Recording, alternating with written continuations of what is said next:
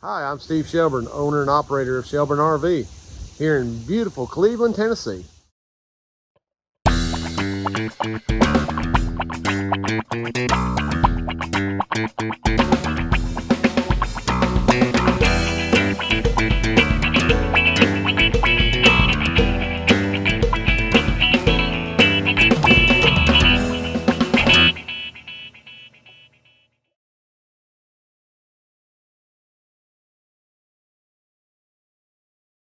Well, good morning and welcome back to beautiful Cleveland, Tennessee.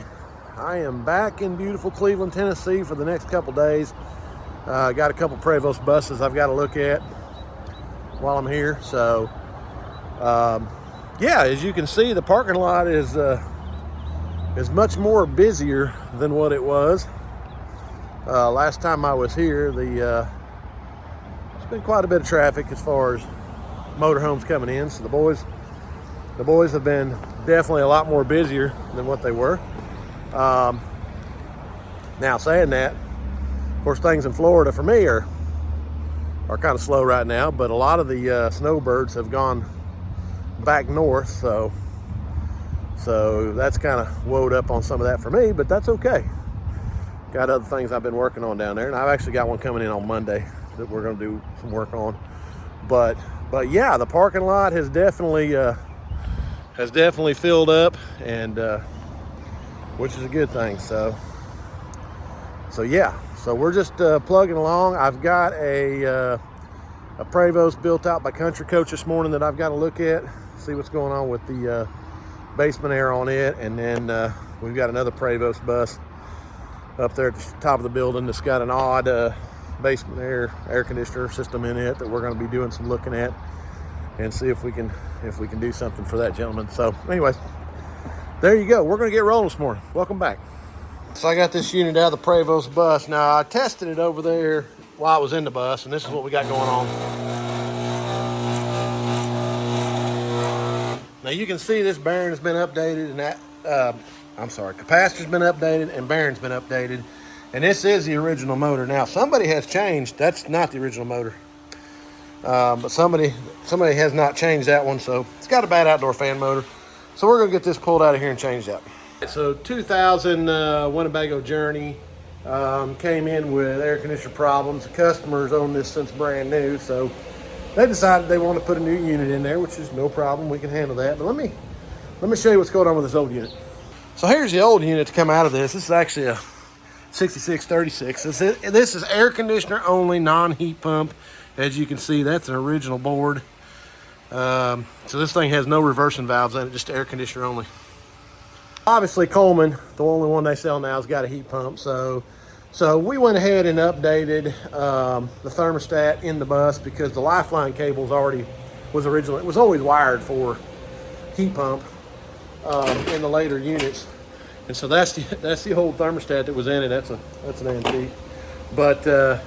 But yeah, so we wired in a new thermostat on that, and then that'll give them the heat pump function, which this bus never had. So we're just doing the testing now, and we'll look at the temperatures here in just a second. All right, so that's 21 degree differential, or 20.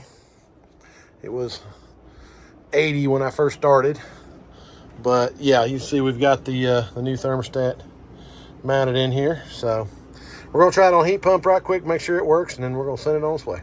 So another project we got in here in the shop is this Prevost. This one here, the builder on this one was actually American Coach. So this one came in, and somebody had taken out the AquaHot right there and had installed this residential water heater. Now, the problem with that is this guy's been living in this coach, and it can't keep up at all. I mean, there's just no way. So we've actually got the correct AquaHot ordered. We've already flushed out all the lines and had it prepped. We're just waiting on the AquaHot to actually show up.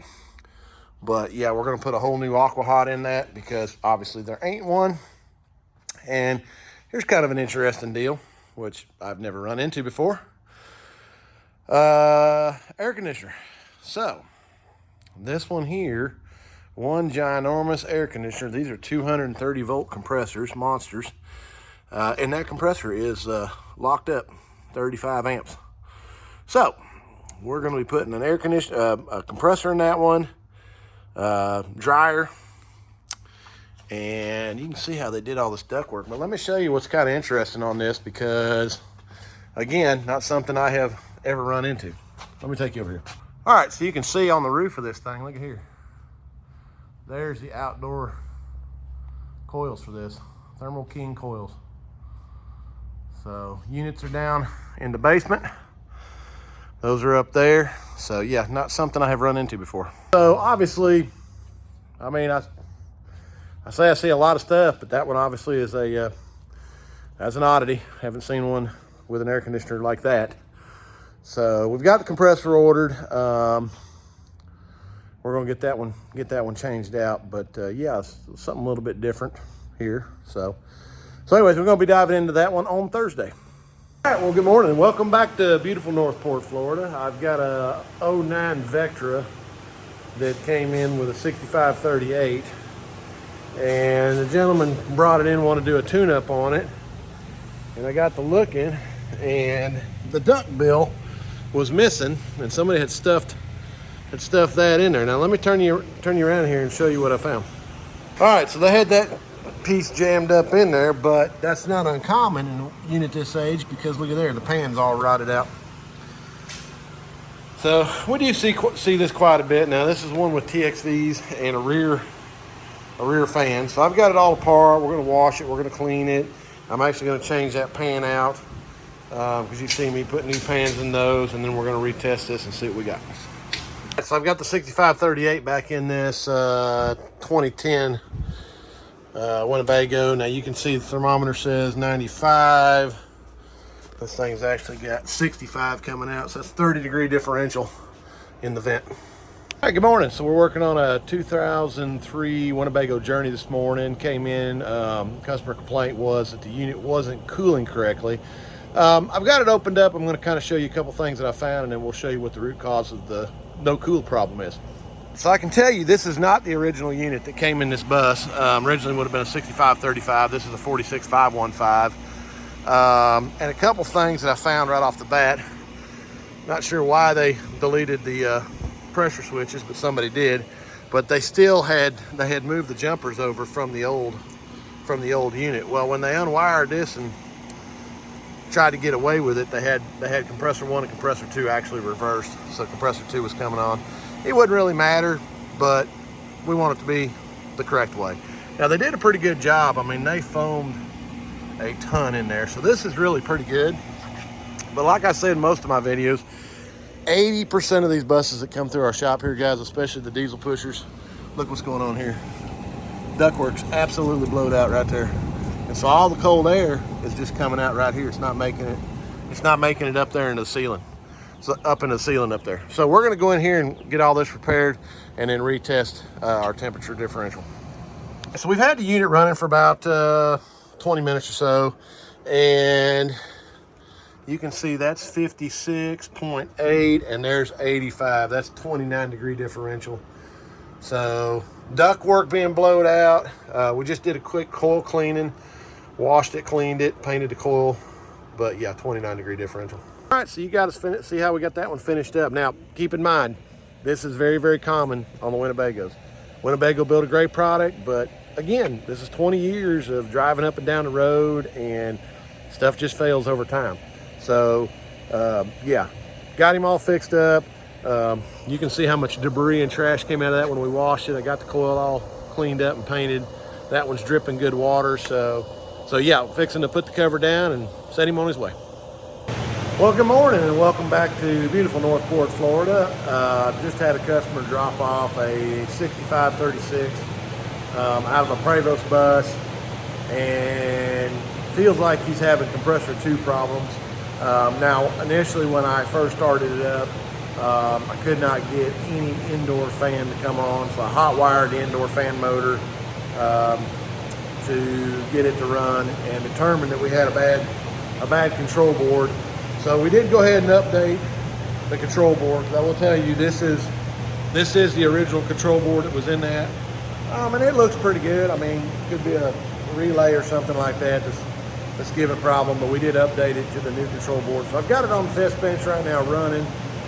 We're gonna see if we can get it to reproduce what was going on with that compressor tube the customer was telling me about. But yeah, let me turn it around. I'll show you kind of what's going on here. All right, so got it on the test bench, 78 and 41, so that one's ripping pretty good now. He's gone in here and done a little bit of insulation work. Ooh. Something just kicked in and kicked out. So I'm not sure, you just heard that noise change right there. Let's see what we got going on here.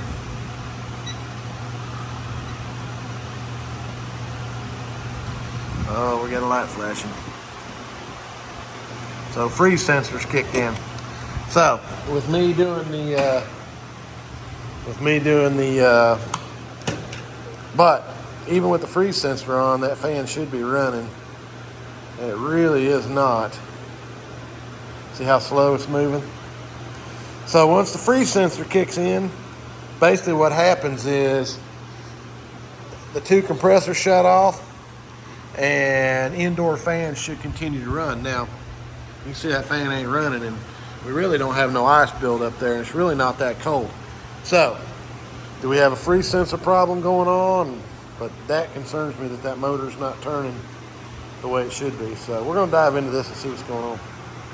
All right, so the 6536 ended up having a bad indoor freeze sensor and a bad control board. So we got all that changed out and that one was making, I mean, it was like 32-degree differential. So it was rolling pretty good. So yeah, that was a good running unit. Just had to get through the little problems we had with that. So yeah, that's gonna finish this up. I know it's been a few weeks since a video. Yeah, Northport's been terribly slow down here. Chattanooga has picked up a little bit, but yeah, the industry as a whole is still tough, and I'm not sure what's going on. I mean, I don't know. It's interesting right now. So we're just piddling along with some other stuff here in Northport. I got an appointment coming in end of the month, but yeah, most of the snowbirds down here left and went north, so there's not really any work down here right now. So like I said, Chattanooga's picking up a little bit and it's getting a little better, but yeah. So there you go. So thanks for watching. I do appreciate all the comments. Thanks for all the phone calls. I've been talking to several of you guys on the phone. So again, thanks for calling and talking to me. And I'm always here. Just if you need me, call me. But we'll see you in the next video. Thanks for watching. Have a great day. Take care. Bye.